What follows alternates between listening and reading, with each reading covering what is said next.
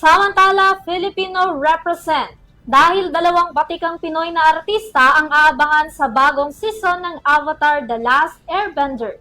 Kilalanin sila sa Balitang Entertainment ni Sam Martos.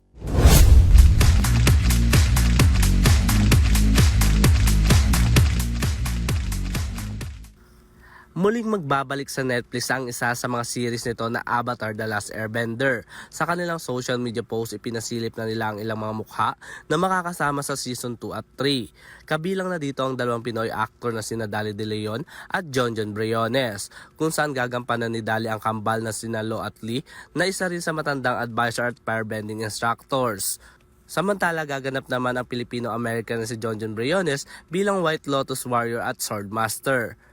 Silang dalawa ang pinakabagong madadagdag sa Pinoy actor cast kasama si Lourdes Viveres na gaganap naman na Earth Kingdom Officer. Bukod kay Dali at Jonjon, makakasama rin nila sina Madison Hu, Dichen Lacman, Lily Gao, Terry Shen at Tanto Cardinal.